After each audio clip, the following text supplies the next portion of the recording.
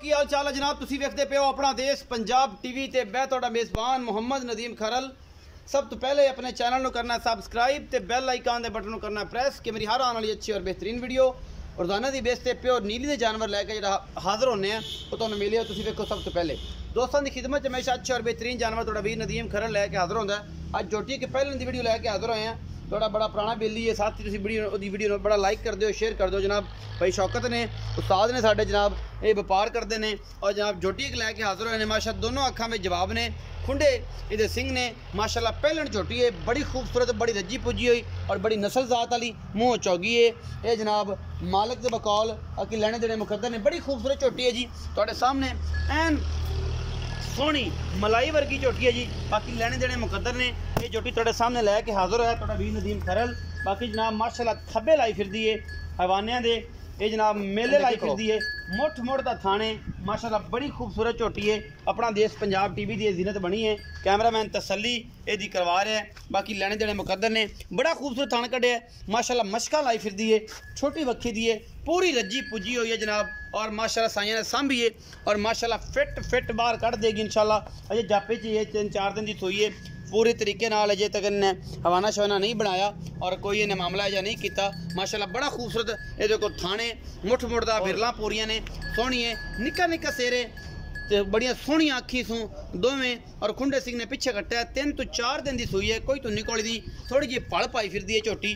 बाकी माशाल्लाह मेले लाई फिरदी और मेला लुटना जिहड़ा ना जी वो जिगरे वाले बंदे का काम है। मेला बेली होए लुटने के जिहड़े अखां वाले ने। झोटी पूरी पद्धर है, पूरी सोहनी झोटी है, पूरी नायाब झोटी है। बाकी जनाब तुहाडे सामने है, मुठ मुठ दा थान लई फिरदी है, खूबसूरत है, चंगी है। और आप पुछ लेना है कि दुध की की देखो क्वालिटी है, की मामलात ने इस झोटी दे। बाकी अल्लाह के खास फजल नाल है पहलन पूरी। और माशाल्लाह एडा सोहना थान कढ़िया पहलन होके कि माशाल्लाह कहण नूं दिल करदा। पूरी रजी पुजी हुई सोहनी, खुड्डा पुट्ठा डाला चंगियां, झोटी चंगी, नस्लों माड़ी नहीं। दुध भावें 16 किलो करे नसीब दा है लेकिन है चंगी। और साइयां सांभी इन्नी है कि माशाल्लाह कमाल सांभी है। बाकी जनाब तुहाडे सामने सऊ असील है, चंगी है, तगड़ी है और माशाल्लाह सुरमे वर्गी शाह काली सारी। पिछे दे कट्टा जी 3-4 दिन दी सूई है। माली चंगा है माशाल्लाह, बड़ा खूबसूरत माली बनेगा। और ये जनाब दोवें अखां इहदियां एक चिट्टी एक काली है। तो ये जनाब बाकी झोटी ने फिर तोरो बन पिछले बच्चे तो तोरो सली कराओ। माशाल्लाह झोटी फसी फिरदी है जी अल्लाह के खास फजल दे नाल। इंशाल्लाह दुध की नहर है, इंशाल्लाह मेले ला देगी और मेले लुटन गए जो जिगरे वाले ने। आम बंदे का वास्ता रोग नहीं है कि मेला लुट लेगा, क्योंकि ये मुल भी बड़ा मकूल है। इंशाल्लाह करावांगे ये झोटी का। पूरी झोटी है, सोहनी झोटी है। बाकी जनाब लैने देने मुकद्दर ने। ये झोटी के पूरे आर ने और पूरी नस्ल वाली है। वेंदे पे तुसीं बड़ी खूबसूरत और बड़ी कमाल की झोटी। कोई डर नहीं, कोई डिक्कर नहीं। इन्हें भावें मन च हथ लाई जो मर्जी करी जो, इन्हें कोई नहीं पहलना हालांकि या कोई नहीं मामला कर दियाँ। चंगी सऊ असील झोटी है और पोली बड़ी है और साइयां सांभी बड़ी है। जितों लैते आए ने उन्होंने बंदियां ने अखीर करती सांभन वाली झोटी पहलन हो कि खूबसूरत है। इन्हें की करना। सा शौकत आओ जी।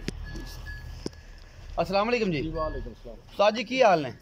लोग बड़ा पसंद करते हैं थोड़ा धीमा लहजा, सच्चियां ते पक्कियां गल्लां ते बड़ा प्यार मुहब्बत। ये जी झोटी विखाई है ये किनवें सोए जी? पहलन पक्की पहलन पक्की। अच्छा कदों सोई है? इन तकरीबन 4 दिन हो गए। 4 दिन हो गए। उस्ताद असल बड़ा जो पूरा कर दी भी निचोड़ वो भी दस दे, जो कट्टे में छाड़े कर दे वो भी दस।